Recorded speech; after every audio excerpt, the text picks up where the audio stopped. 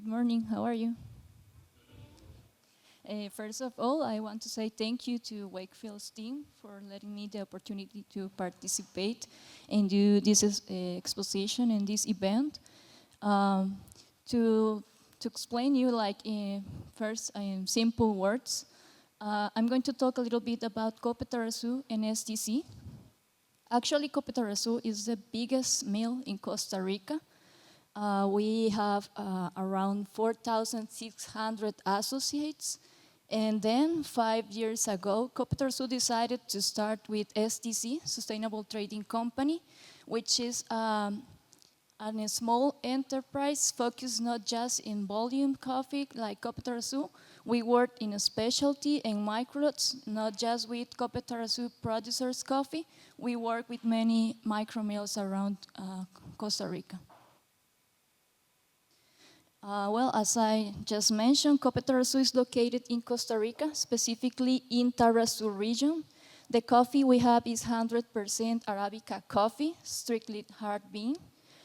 Talking about the flowering period, it goes on on the months of April and May. The crop periods go from December to March. And we are at altitude range for 1,200 to 800 meters above sea level. Talking a little bit about the history of Coopetarrazú, it all started in October 13 in 1960, and it all began with 228 producers because in that moment in the region there was just one mill who buys their coffees, and the payment was not really good. So they decided to start the cooperative because of the unfair market conditions. They wanted to own the process and try to get a better income by the commercialization of their coffees. And nowadays, we are currently 4,600 associates. Talking about the milling process capacity, on the first crop it was 6,000 fanegas, which is going to be 46 bags at the end of the process. And the last crop we were able to receive and process 276,600 fanegas. And something that we are really happy to say is that around 80–85% of our associates, they are all really small coffee producers. And talking about the activity at the beginning, the cooperative was 100% focused on coffee. And nowadays we have 15 commercial areas plus coffee. Talking about the impact of the cooperative in the region, we can say that more than $60 million stays in the local economy by the payment of the coffee, more than 4.7 million in salaries and benefits, and at the end, more than $70 million stays in the local economy because of the Coopetarrazú efforts. Talking about the employment generation, we have 360 permanent positions, and during the crop, we have to hire 4,000 more people to help in the mills and in all the process of processing the cherry. And talking about the social and environmental projects we have a community cleanup program. We also have Casitas de la Alegría program, which we are going to explain a little bit more about this project later. And we are really happy and grateful with Wakefield because they have been supporting this project through many years. We also have preventive health campaigns, promotion of women's participation, environmental education, and we also support the band of the region, which we are really proud of these young people in this project. And something really important is that we need a lot of help to pick up the cherries. So year by year, we receive more than 50,000 people from Costa Rica, from Nicaragua and Panama to help us in the coffee production. As I told you before, for the total number of members in Coopetarrazú, 80% of them are small coffee producers. This means that they have less than 4 hectares of producing area. Then we have a 14% of producers between 4 and 10 hectares, and just 6% of them has more than 10 hectares. Talking about the participation in the national production in the last crop, the national production was around 1,800,000 fanegas. From that, Tarrazú region, which is the biggest one out of 8 regions in total in Costa Rica, Tarrazú represents the 45% of the national production. And out of that, Coopetarrazú represents the 15% of the national production and 33% of the Tarrazú region. Talking a little bit about certifications, we have cafe practices. We know that this is a private certification, but it is important for you to know, because that represents means that we have good agricultural, environmental, and ethical practices. We also have Essential Costa Rica, which is like the national brand or the seal of quality of Costa Rica. This year we also start again with Rainforest Alliance, and we are trying to grow this certification up. And also we have origin denomination Tarrazú, so we can guarantee that 100% of our coffees comes from Tarrazú region. And of course, the objectives of this certification is to guarantee a minimum price and premium for coffee. Also, the social and economic development of the associates, the protection of the environment, implementation of good agricultural practices, comply with and improve working conditions, and democracy, transparency, and traceability. Talking a little bit about the commercialization of our coffees, the main market for Coopetarrazú is USA, with 60% of the production. Then we have Europe, which we have been seeing an increase on this market in the last years. That is around 30%. And just 10% of our coffee goes to Asia and other regions. For us, it's really important to say that we have more than 70 clients, and 80% are out of the country. We just sell around 20% to local exporters. And the 70% of the coffee we produce is exported directly by Coopetarrazú. And which is our strategy? Of course, we really want to build long-term relationships, the exploration of new markets, and negotiation with smaller clients. And for us, this is really important because we are not just focused on the big ones. We really want to make business with everyone, so that's really important for us. I'm going to talk now a little bit about STC, Sustainable Trading Company. As I said before, this is the specialty part of Coopetarrazú. We started with this project 5 years ago, and the reason why we decided to do that is because as a cooperative, we have all the logistics, the structures to export the coffees to the international markets. So this is a way to support small producers, small mills that really wants to take their coffee into the international markets. So that's the main reason why we have this project. And it has been really good for us to bring this service. And part of the services we can offer as STC, of course, we are exporters, we can work as brokers, we also help in the national consumption, we also receive and ship samples, we do quality control, coffee cupping and cup profilating, physical analysis of batches, and supporting advisory through the entire process.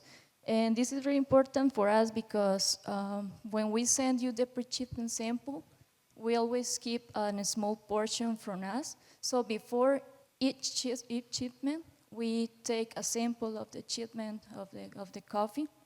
So we always do a physical analysis, and we also cup the pre-shipment against the shipment sample. So we always make sure that the coffee you approve is the one you're going to receive.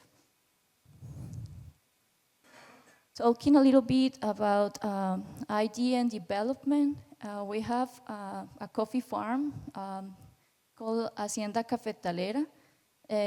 Here we have 91 hectares in total with research and development projects to improve the coffee production. Here we have 43 hectares dedicated to coffee. Then we have 12 hectares for solid waste treatment. And this is, for us, it's really important because all the coffee pulp we have out of the milling process, we took it to the farm and transform it into organic fertilizer. And then when it is ready, we gave it for free to the coffee producers so they can use it back on the coffee farms. We also have 21 hectares for the liquid waste treatment. And here again, for us, we're really proud of this product because we don't have like fermentation ponds or this kind of waste to clean up the water. What we have is that we have these fields planted with a special type of grass we call the estrella. So we spread the water in these fields, and this grass has like a many quantity of roots that goes really deep into the soil, so it works as a filter. So it is going to separate the mucilage from the water, and then through evaporation, the water goes back to the natural cycle in a clean way. And then we have 15 hectares of protected area. As I mentioned before, Casas de la Alegría is one of our goal projects. We're really happy to say that Wakefield has been supporting this project by many years. And basically, this is a care center for the children of the pickers, of the farmers, also for the employees, so they can take their children to the Casitas de la Alegría, and we are going to take care of them. We have alimentation, 5 times of food. We also have educational and recreational activities. And the most important is that the aim of this project is to prevent child labor and mitigate the risk of the coffee farms. This year, the last crop, we operated 19 houses. We benefit 356 families, 142 benefited producers, and we took care of 1,360 children. And we also generate a lot of employment with this project. We had the help of 55 employee community women. And that's my presentation of Coopetarrazú. Now I want to share a small video of a mill we work with. It's La Chumeca. They have been producing Cáscara through many years. There is a roaster that buys through Wakefield. So I want to present them to you in this small video, and then we are going to have a cupping of their coffees also. Hello, how are you? I am Pacho from the Chumeca Micromill. The Chumeca Micromill is a family business dedicated to produce and process specialty coffee. Today, I will talk you about some interesting product, the Cáscara or the dry pulp. The Cáscara is a byproduct that we obtain after the peel process, but first we need to understand some details. For example, the first measure that we take is the sugar bits in the cherry.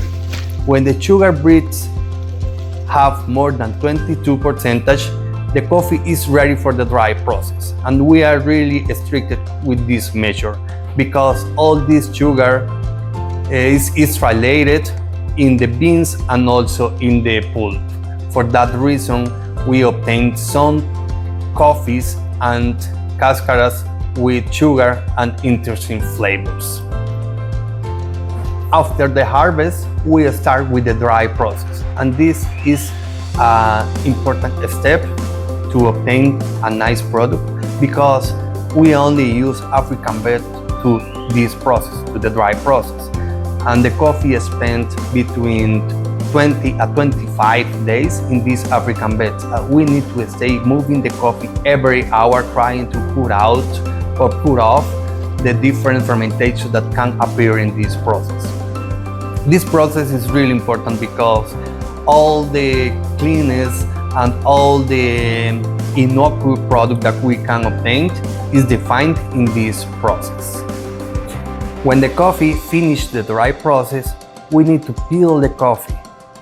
In this step, we classified the coffee and also the cáscara, and trying to give to you some interesting product and excellent product, we need to make different classifications in the cáscara.